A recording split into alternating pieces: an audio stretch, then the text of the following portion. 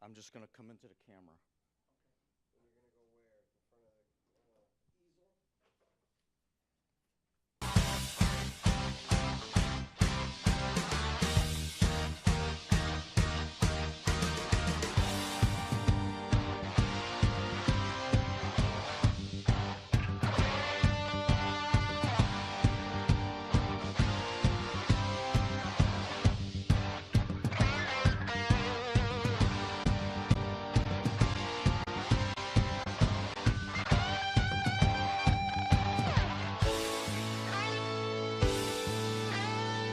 And now from Charlie's Cheese and Chili Room in Encino, California, it's the Dan Valenti Show. Here's Dan Valenti.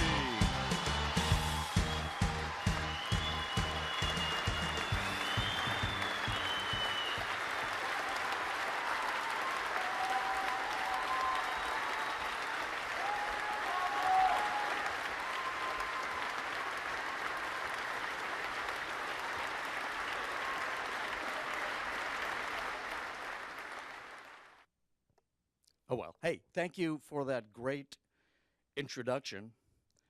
It was either Don Pardo or Dawes Butler, I'm not sure. Thanks for joining us again. This is show number 9. Number 9? Number 9? Who gets that one, Andy? I think you do, yeah.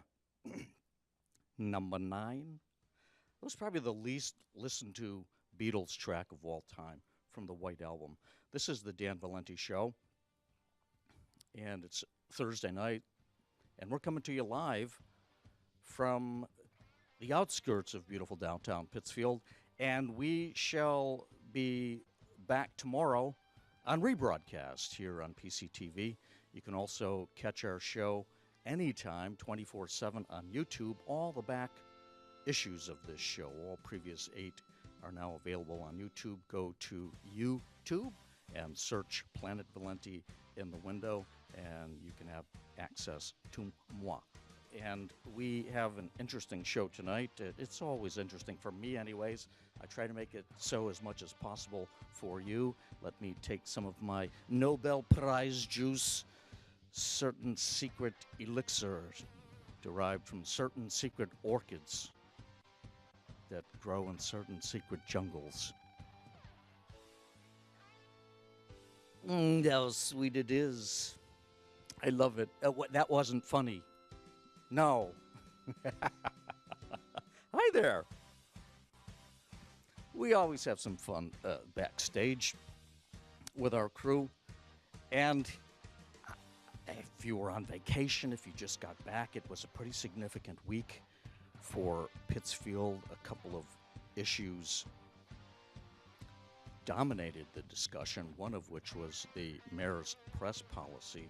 And we had pretty much the full show last week that, I'm just going to wander over here, that dealt with that topic, killed almost an hour discussing why the press policy is problematic, and it pretty much backfired on City Hall as the Eagle came out in my defense and basically said that for transparency, if the concern is openness in government and free flow of information and improving the access of the press, then this was not a good deal.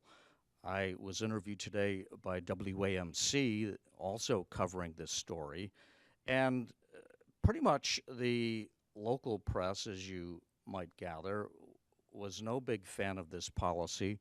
And if you think about the timing of it, it's so interesting. And it's one of those Pittsfield coincidences that happen from time to time. Just happens here, I guess. But the day that I found out that my website was being blocked at City Hall, which, by the way, Julia Saborin, the mayor's administrative assistant, denies occurred. So I guess that makes the many sources that I heard from who work in that building, who could not get on my side, I guess they're just fibbing. They're not being quite honest with us, I guess, or they are and she's not. Well, the site was inaccessible, and we learned about it on a Friday. The following Monday, the pressure kind of got back to the corner office. People weren't happy about it, and I'm only assuming because he still won't talk to me and face my questions. But the mayor, I'm presuming, said, okay, that site's got to go back on. And the city faced some serious constitutional issues, cutting edge issues that involve free access of the press and cyberspace. So it went back on. The very next day, here's the Pittsfield coincidence, ladies and gentlemen. The very next day, June 24th, is when the press plan, the media policy, the media protocol is issued the very next day. The mayor had been in office for 30 months prior to that, saw no need to have a press protocol. This is not New York City. We're not dealing with international issues. We're not covering the situation in Syria and Iraq and Iran. We're not talking about national security here. We're talking about the city of Pittsfield, which has gotten on quite well for all these many years, and including the first 30 months of the mayor's tenure, and didn't see a need to have a policy. What the policy is, and the consensus has pretty much coalesced around this view. It's not just, I'm not the only one who's saying this. First of all, for city employees, starting with the department heads to whom this policy was addressed, it's a gag order, effectively. If you, as a reporter, TV journalist, a radio broadcaster, a blogger, someone who is distributing the news as a member of the press, if you call up City Hall or you call up a city department and try to talk to a department head or manager, you're not going to get through. You won't get through. If they follow the policy, I'm not sure all of them will, by the way. We've got some folks there that my guess is that they will not follow this ridiculous policy of sending all inquiries to the mayor's office. What if he's not in? Well, they all go to Julia Sabor and all of the requests, and then she runs them by the mayor. She'll track him down wherever he is. If he's not at City Hall, chances are he's at Global Larry Mondello. Global Larry Mondello. Global Larry Mondello. Oh, man. Wake up in there. Hello? McFly. Yeah. He's at Global Larry Mondello if he's not in City Hall. They track him down, and then he makes a ruling, an edict. As the Generalissimo. I insult him. Oh, don't let this get back, please. I'm in big trouble now. He's already on the phone, I'm sure. But it will be the mayor's sole discretion. He'll go up. Wait, that's up, yeah. He'll go up or down. Yeah, this guy's safe. He's going to give us some good PR. He's going to spread the fluff. He will write about all of the moons in June that occur in this fair city of ours. So, yeah, you can get back to him. If the inquiry is or bears the initials of DV, or really anyone who might dare to provide coverage that is not 1,000% positive and PR and spin, according to the mayor's version of events, guess what? The call is not returned back. So the reporter or the journalist who the nature of the work is on deadline, guess what? He doesn't get it done unless he's or she is doing his or her job, which means that they always have plan B, C, and D. They are known as sources, ladies and gentlemen, sources. And you just pick up the phone and you know who's going to deal with you, and you get the information anyways. That's why the mayor is basically standing on the top floor of the Crown Plaza, the 14th floor, and he's on the edge, and he just has taken a step forward into empty space with his press plan. He's only hurting himself. And we can only advise that it would be best to rescind, because no journalist or media person worth his or her salt is going to pay attention to it anyways. And I'll just speak from my own experience with the planet and finding out information. Since the press policy was put into effect, I have more stuff bubbling up through the ground like a bubbling crude. Yeah, it was just bubbling through. People who want to, I guess not, people who want to speak with us and tell us, Dan, this is going on, you might want to check this out, and so on. This has really opened more doors instead of close them down. And you can imagine what the morale is at City Hall right now. It's probably, it's so low that down is beginning to look like up. So we can only issue our advice, and the rest is an executive decision. I don't have much confidence in that branch of the family, I'll tell you right now.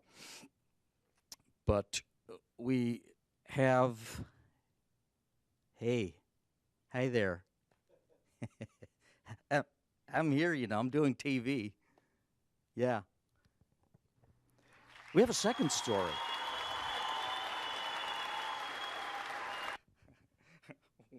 Why?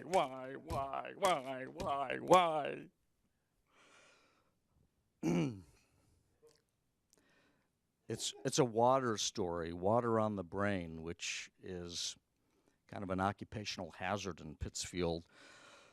Little torrential storm came through this area and the city. I was teaching at the time. It was Thursday night, and I'm in the classroom, Professor Valenti, and this, just like a sheet of rain. It's Hollywood-type rain. Someone is standing up there with a gigantic fire hose and just letting it pour down.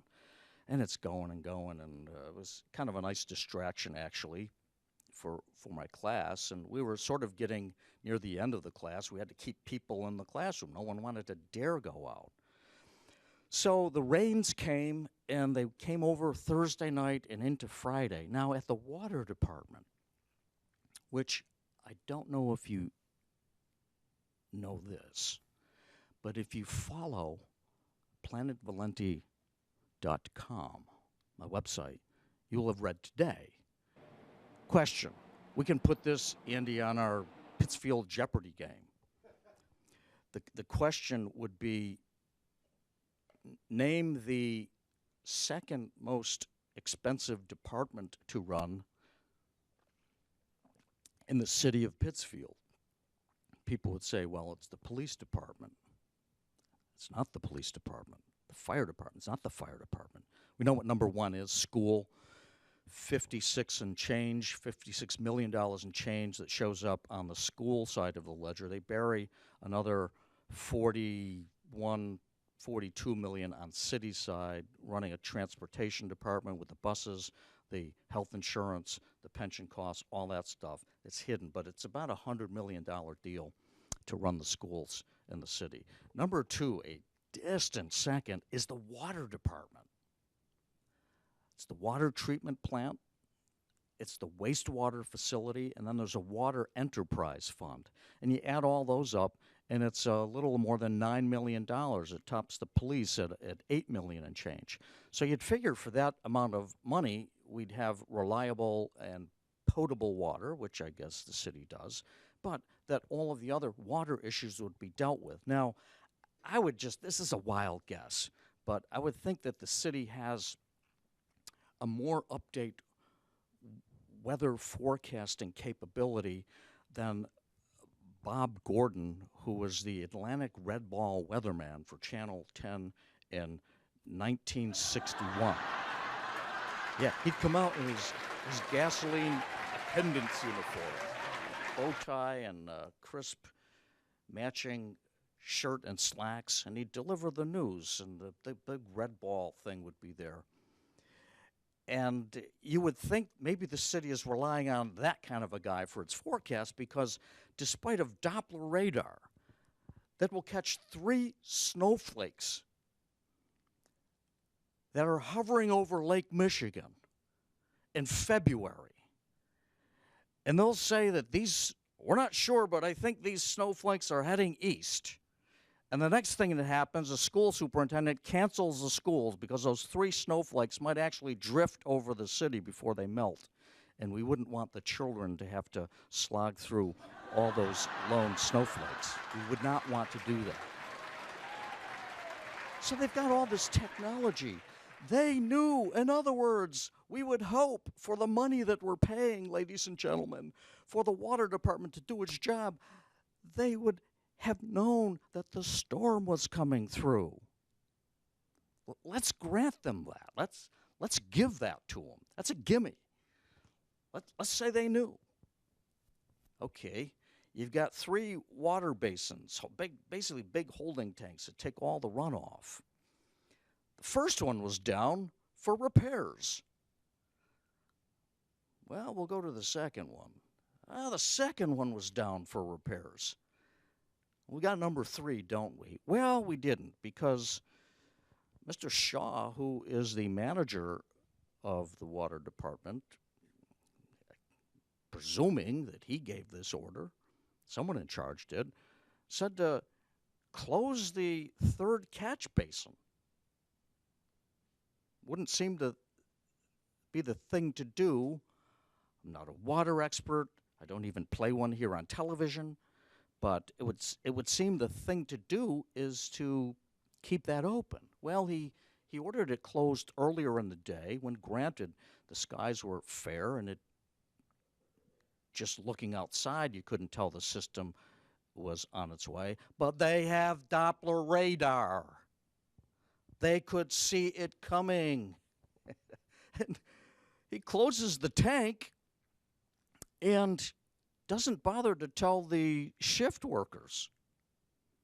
So he's gone for the day, and the storm comes in at night, and who's ever out there, it just doesn't know. They're assuming that, and I know it's not good to make assumptions, but they assumed that 3rd catch basin was open. It wasn't, and all of that torrential runoff basically just had nowhere to go. So it's like when your sewer backs up at home. It's just gonna, you've got Old Faithful coming out of your toilet. It's not a pleasant sight, nor is it a pleasant smell. And literally, a manhole cover down by the system at the water department just blew sky high. The pressure was so much, and the geyser is shooting up. It's shooting up all of the wastes you can imagine that would end up in a city sewer. I won't do a description here. I'll leave that to your imaginations. But it's liquid waste. We got some liquid waste fans out there. Yeah, maybe they're Frank Zappa fans. I don't know. But they definitely ate the yellow snow.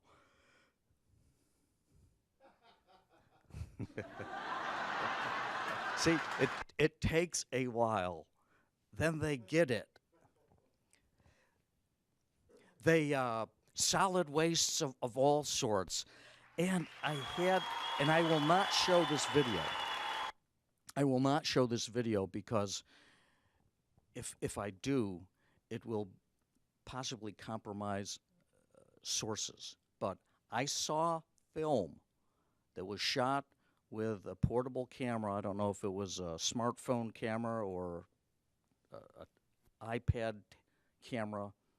This was taken the morning after the event, and a citizen, let's put it that way, who has a deep civic conscience, got video of the water just bubbling up. Even in the morning, after all of these hours, it was still coming out, and it's just like roiling.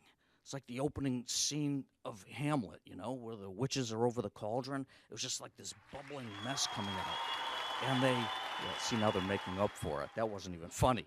But they panned from the bubble up part to the shore. And I'm telling you, there must be a lot of sex going on in Pittsfield because there were condoms. It was like wall to wall condoms.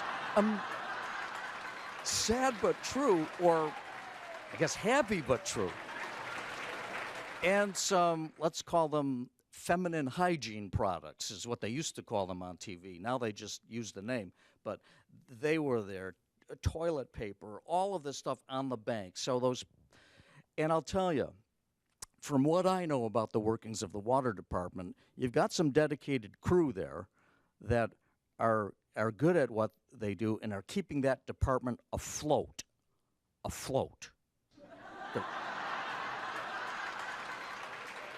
Because without them, go on the website, go on planetvalenti.com and look at some of the comments that we received from former water department employees who gave their testimony on what it's like to be one of the grunts there working and to be one of the managers who apparently have it pretty good. And we wonder, where is the accountability? How could that have happened? So who knows how many gallons?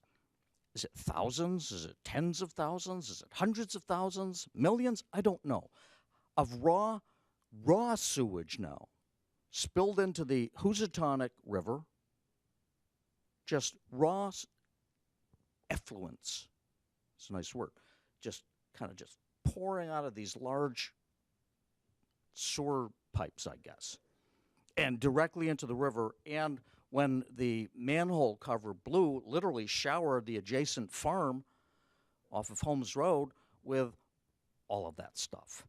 Now, the city is required to notify the Department of Environmental Protection, the DEP, of any incidents like this, and they did. But get some cat calls for this, because in Pittsfield, folks, there is always a however to any statement of fact that seems to have a kernel of optimism in it. You figure they did what they were supposed to do. They called the DEP, and it sounds pretty good. However, here's the however. They called up at some time on Friday morning, and I don't know who they is. I don't know who actually made the call. But I got this from my source at the DEP, and I can give you this name. You know, usually when I get a source, it's like, don't use my name, because they know if I do, next thing they might find themselves with what they used to call in the Poconos, when I did some journalism there, they used to call that, let's give them 2 in a hat, you know. And the next thing you know, we find a body floating in the Susquehanna River with 2 bullet holes on the head. Hands are tied behind his back. Feet are bound up. And then the police chief at the press conference the next day says, we're not sure, but the investigation is leading us to consider foul play. And I remember once at a press conference raising my hand, any questions? Yeah, Chief, you say that you're not sure, but you're considering foul play? Oh, yeah, that's right. What are you getting at? Well, how many shots did he have in the head? Well, he had 2.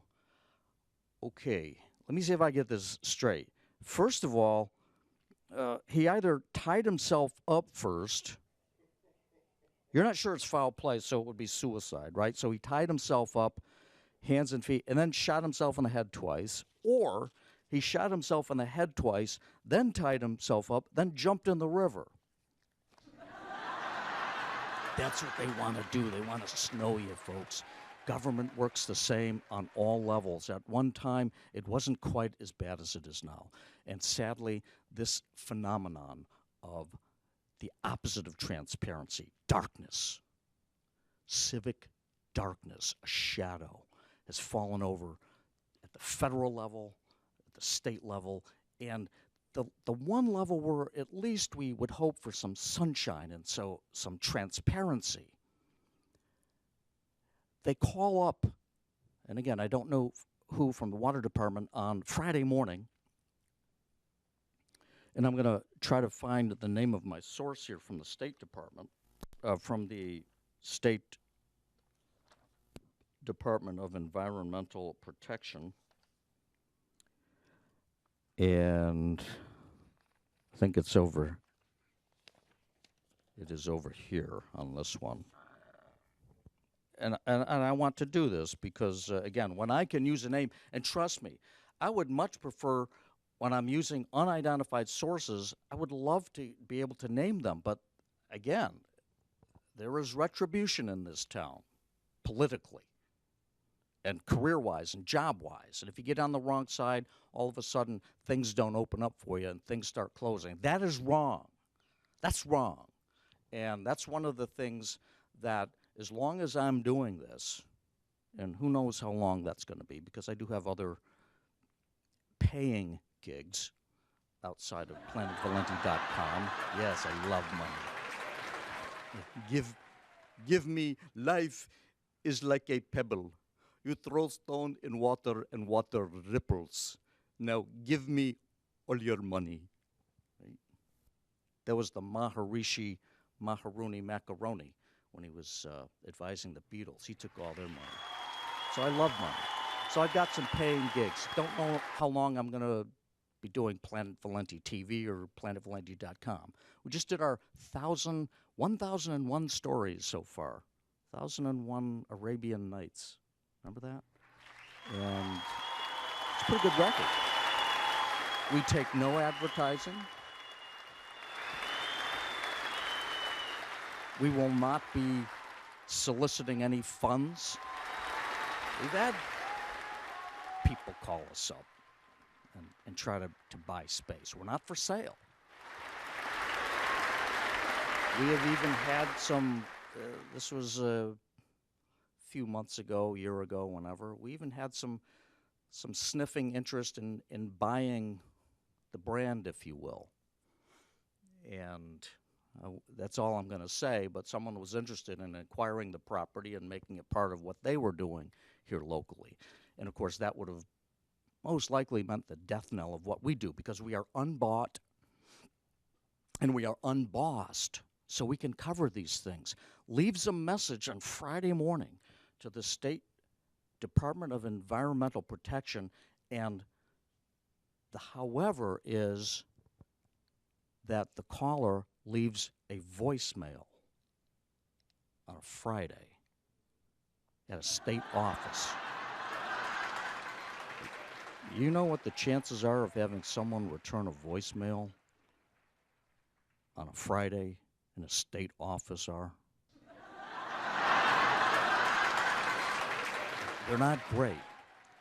They leave it on the voicemail, and instead of calling back and getting the operator and finding there had to be at least one live body there. I mean, it is a Friday, but there is someone there to take a message, kind of an urgent message. Listen, we've got millions of gallons of raw sewage going into the sadly abused Housatonic River. We want to let someone know about this right now. Leaves a voicemail and just basically forgets about it. So, net effect, the state, the DEP, does not find out about this until Monday.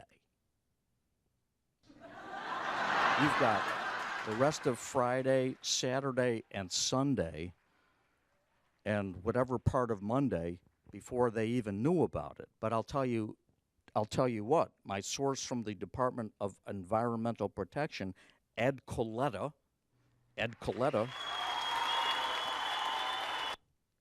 did confirm that they knew about it and they were taking it seriously, and they launched right quick an investigation into this. And I don't know when they're going to conclude, but depending on what they find, it could, and I'm only saying could, set up the city for some hefty fines.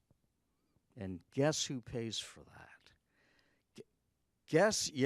Guess who has the privilege of paying for those fines? You do, folks. You're going to have to fish into your wallet should there be a fine after the investigation. And I'll tell you, I've talked with some people connected with water, and from what they are telling me and from what they know, they don't foresee a scenario whereby the city will not be fined. And again, that's not saying they will, but if all things are on the level and what we're hearing is true, there will likely be fines and you pay for that. That's not good. And on our website, planetvalenti.com, and on this show, we're just putting some sunshine on these stories. I agree. That is worthy of applause. We are doing our civic duty and taking our role.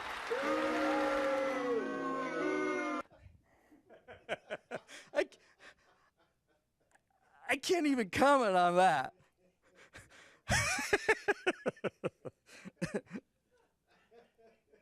or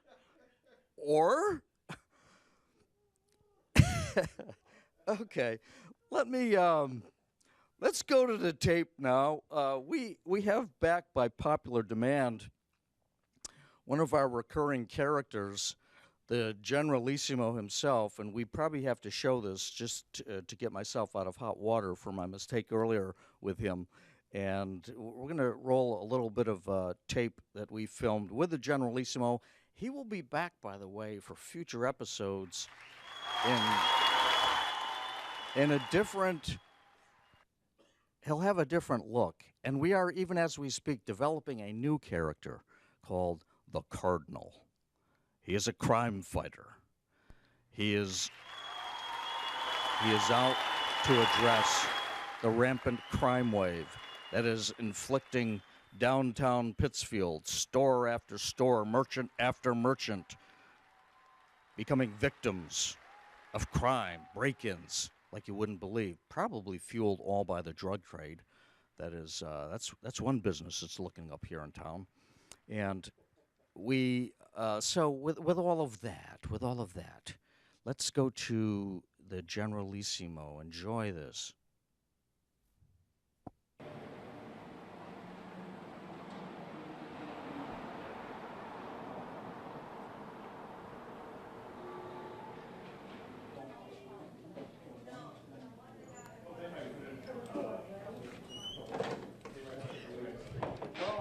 It's the Generalissimo. It's good to meet you. Glad to meet you. We are taking over the government. Yes. We know we can count on you for support. You got it. Thank you very much. Yeah. We are taking over the government right now. Oh, thank God. This is what you call a coup. Oh, you got your jersey. You said this is French coup. It's green, I think. The last time they kicked me out of Honduras, it was green. But anyways, I am the Generalissimo. We take over the government. We know we have the support of the people. Because you know why? The Generalissimo, he loved the people. Yeah? He loved the people. And the people, they love me. Don't you love me? I love it. Wait, they love me. Oh, All right. they love me. Let's cut that one right now. Because I was under orders from you-know-who. We've already shown that one twice. We're going to go to another one that we showed one time that it bears worth seeing again because, and I'll tell you after this clip airs why I want you to see it again. And I'll give you a little clue. This was also shot during the Generalissimo's visit to City Hall and then afterwards on the city streets. But in City Hall, you'll notice that there is a part of this segment that has to do with paintings on the wall. And when he comes by the paintings, he makes some comments. And I was going to say that you won't believe what happened after this video was shown, and I will tell you, some of our strongest fans come from city offices, and I know that the corner office is a great fan of this show and are probably recording every word I've ever spoken just to see, try to try to catch me sleeping. But let's go to this clip right now and watch what when we get out of it. I'll tell you about the paintings. It's very good. It's very good. You know what? The people, they love me. They all love me. You're doing a good job, my dear.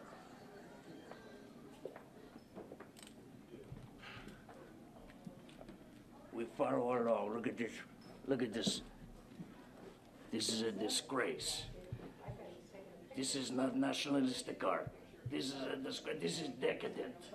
We take care of all this. Come on.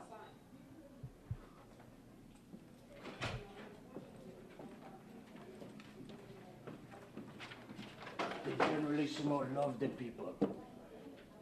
You love the people, you love all the people. You do a good job. Oh, thank you. You're very Yes. colorful. Yes, thank you very much. Thank you very much. You're welcome. The Generalissimo, he loves the people love me. When we take over the government, you will have a position with me. Okay. All right. Thanks. Thank you very much.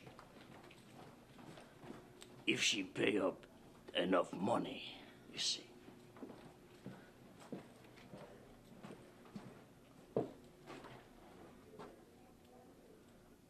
Are you kidding me? Are you kidding me?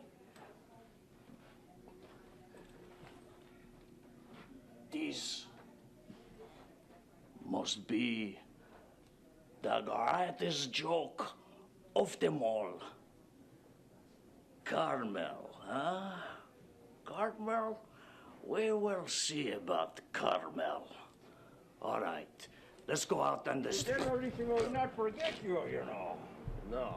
We are loyal to those who are loyal to us. Yes, very much. Thank you very much. You get your picture here now, you I'm know? scared. Where's this gonna go? Yeah, this is going to go all over the world. Okay. We start in Pittsfield, and then we go from there. This is Gentlemen, we love you.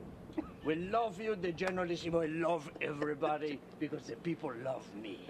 They love me. How could they love not? me. Hasta la vista, hasta mañana. No están las lavandas en dientes como la stala con gleam. Buenos Very dias. good. Very good. Very good. You may go.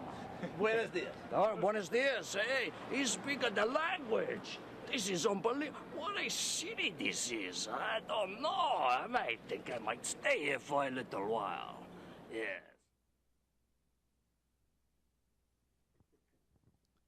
Okay. I guess we're not going to go to smoke that cigarette, which is okay, because unless we have it. But I want to go to a chart right now and think of all the information we've covered right now. You know a whole lot more than just about anybody else who is not following what we do on planetvalenti.com and who is not following this TV show. You know more about the foolish media policy, and you know more about the water situation. And we do have the smoke that cigarette right now. And so we'll just cut to that, because I wanted to, the Generalissimo just made a quick phone call offset and said, or else. So let's go to that, and then we'll do the chart. Let us take a walk down what they call North Street, downtown. Let us go.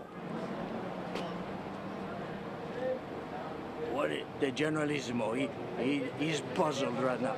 What is this? What is this here? What they call this now? You tell me. It's a word, funny word. Bump out. You say again. What? Bump out. A bump out. A bump out. This is not good. Who think this up? Engineers. Engineers. They call in the experts, right? And they screw it up again. I tell you what, this bump out, they remind me, and we got a nice, lovely woman here going by. The Generalissimo loses train of thought now, you know. But the bump out remind me of my first girlfriend in Honduras. But that's another story, you know. Anyways. Hey, do you have a lighter? You asked the Generalissimo for a lighter. Yeah, man. I do Why not can't have I a do lighter. that? Well, I do not have a lighter, but Yeah, buddy. the Generalissimo. Generalissimo, ladies. You ask the Generalissimo, he take care of you. You take care of me? Yes. Now, Yeah, here we go. that. Where you go? Good. We got a nice young man taking up the smoking. We love this. Where you get this? What? The Pakistani hashish of bliss and knock your head right off your shoulders, right? Yeah. All right, that's very Yeah. good. That lighter. Yeah, yes, the Thank you. Generalissimo, Thank he you. honest, he don't take it from the people. Right, You know right, why? good man. Hey, look You know at this guy. You like his shirt? Yeah, I think he looks fresh as all hell today. All right. You know why? Because the Generalissimo love the people. Where are you from? What country? We come from Honduras, via Paraguay, via, let's see, where we get kicked out of last? Fredonia, yes. So we Why here you get now. kicked out of Fredonia? We take over the government there. They don't like this. So Yeah, we the government. Yes! The government! You have a future. This young man have a future with the Generalissimo. We make you. Oh, you rocking the mini- Casio? We make you Minister of Defense. Of defense? Yes. All right. Defense. You see, we don't have a fence here, We don't but have one. you will be that. We All right. love you. You We do have a a, railing. you do a good job. He's the Minister of the Railing. Let's all go over here. Look at this. Yeah, hey, this is my railing. This is the This railing. is my railing. You can't touch it. You can't touch it. All right. All right. We say goodbye now. Goodbye? The Generalissimo, he love you. Is this your hookah tube? Yes. This is my. I wear this stuff every day. You You know. smoke shisha out of this? Of course. Hit What that. do you think? Hit that. Come on. You want to eat some acid? No. We don't need this stuff. The Generalissimo. Need to trip balls. He high I on was tripping balls and I saw you. The Generalissimo is high on a life. All right. One question occurred after that segment. Why was that kid out on the streets? The schools were still in session then. But that is another one of those mysteries. Like, why did kamikaze pilots wear helmets? Why did they do that? You're not coming back. You're going to get in the cockpit. You're going to fly into the ship. Why do you need a helmet? They could have saved on flight suits, helmets, oxygen masks, and just sent those kamikaze guys in naked. That's what I would have done. Maybe Japan would have won the war if they had done that. Now, let's go over to the chart, because we gave you some great information on two stories, and here's the third now. And again, ladies and gentlemen of the city and taxpayers, you're footing this bill. Now, the mayor proposed an outrageous budget. It came in at over $150 million. Got it down. You see, they're already cutting the budget. Last year was $137 million. They first proposed $150 plus million. Then the next time it comes out for discussion, it's $148 million. They're cutting the government by the cost of the city by $2 million. Look how much we're sacrificing for you. It's going up. It's not going down. Finally, it comes through as a 141 and change, call it $142 million. There's some other hidden money there. I think it's closer to 150, but we'll take the 142 million right now, just for the sake of discussion. City Council holds its hearings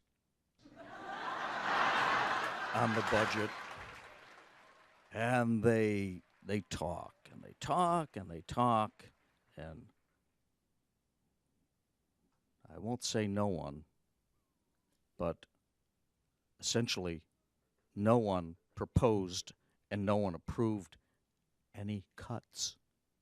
And later, when they came to a vote on the budget, this is the council voting in the budget, then there's discussion, well, we could save money here. No, you should have brought that up earlier during our budget discussions. So it was really funny stuff. You know, it's like they're playing with monopoly money, and you are paying for it. You, yes, you are paying for it, taxpayers. So let's go over here now. So the council approved the budget, and they did not set the tax rate. This is another scheme they pull in Pittsfield. They don't want to set the tax rate because you might get upset if you learn how much your taxes are going. They wait until after the elections in November, and they have their tax classification hearing. I've always loved that. Next year, there will be a municipal election. And I'm going to make some news right now, folks. We're moving to Pittsfield, and we're running for mayor.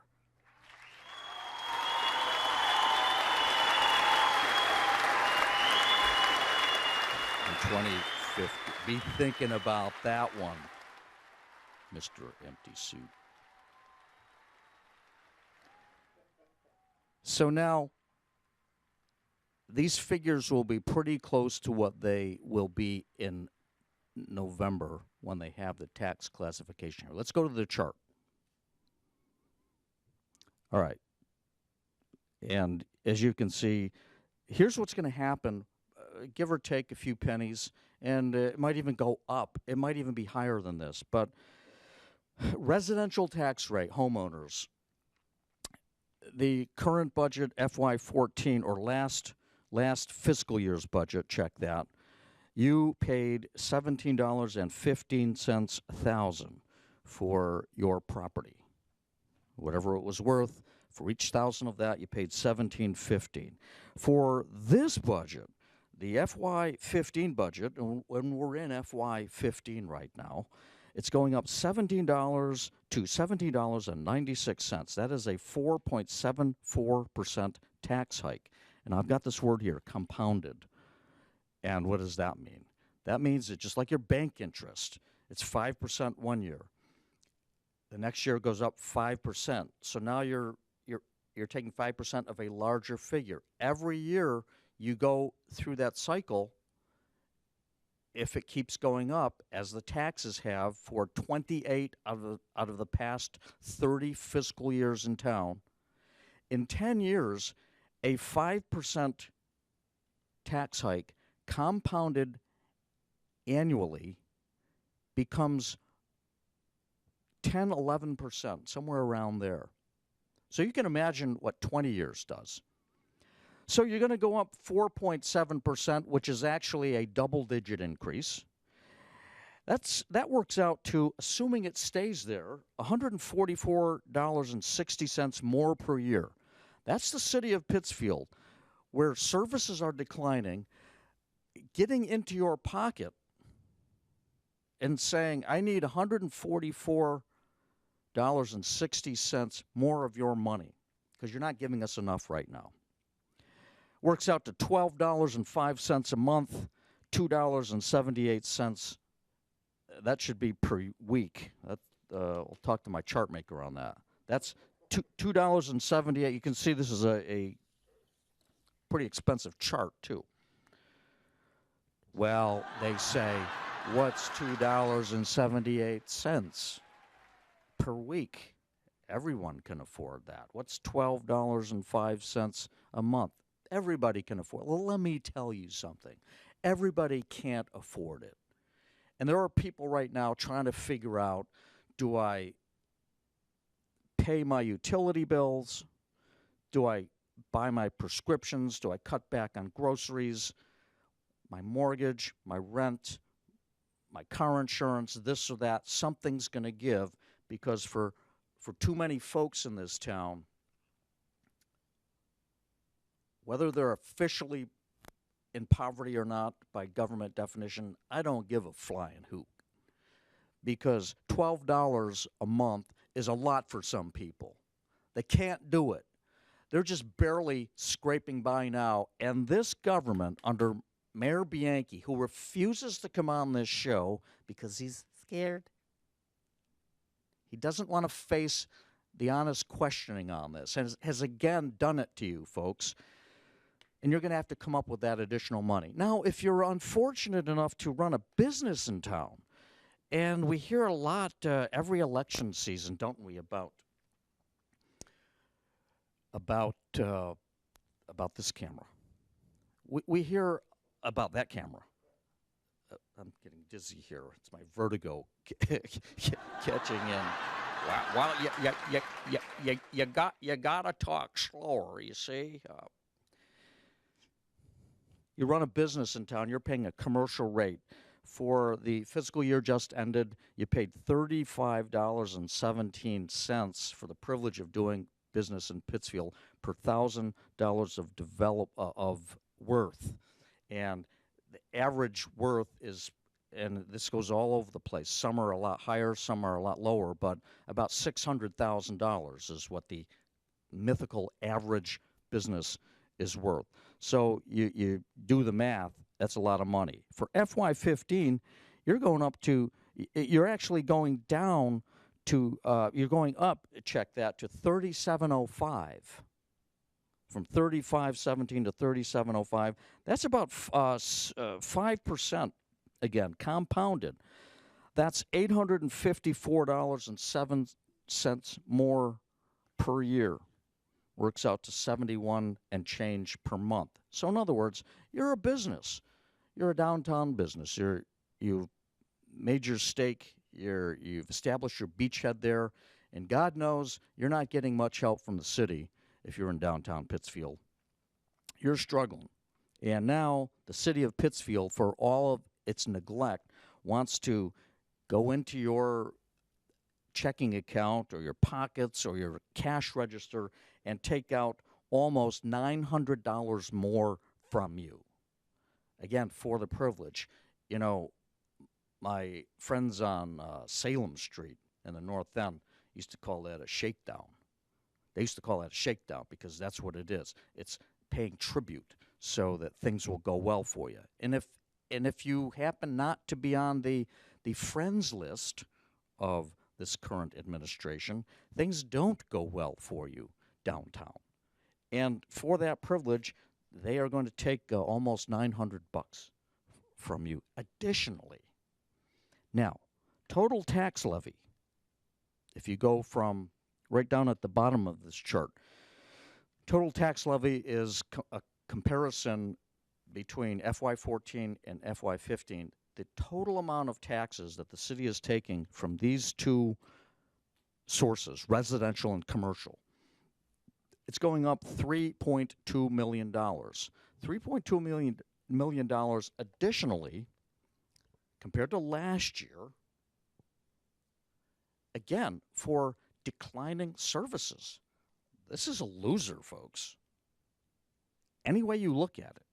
And in Pittsfield, it's status quo. I'm going to give Mayor Dick Alkenbright of North Adams a lot of credit here because he said it the other day. He said that North Adams is broke. North Adams is broke.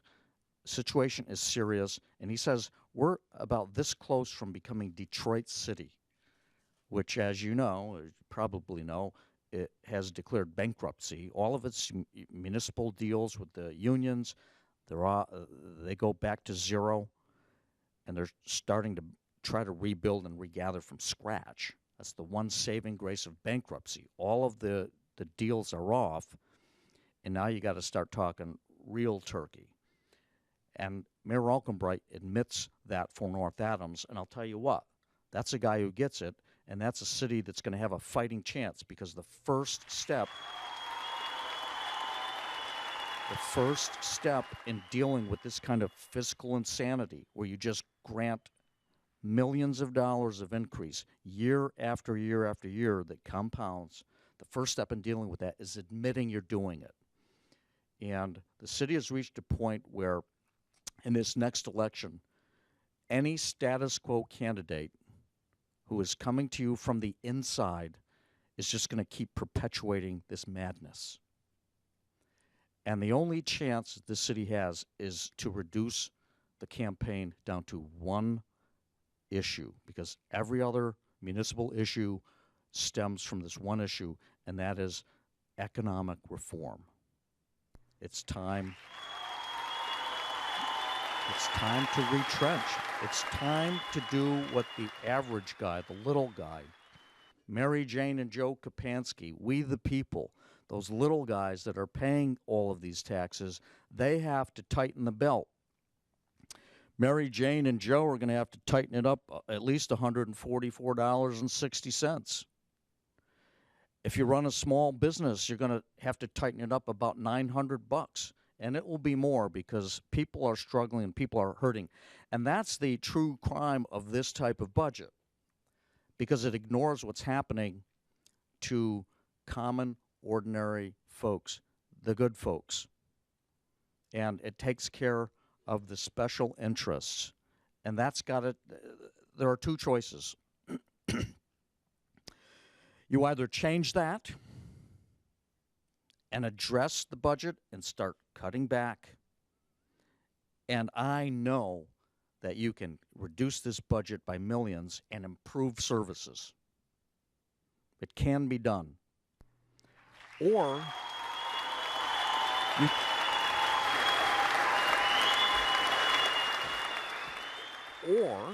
you keep perpetuating this type of budgeting. And you might get another year, 2 years, 5 years, but at some point it goes kaplooey. It does what that sore lid did. It just explodes on you. And we'll be playing the theme from Detroit City in Pittsfield. And it can be prevented, but it's got to happen right now, starting immediately. And the first crack to address that is probably now, sad to say, they whiffed on this budget. Thank you, Mayor Bianchi. Thank you, City Council.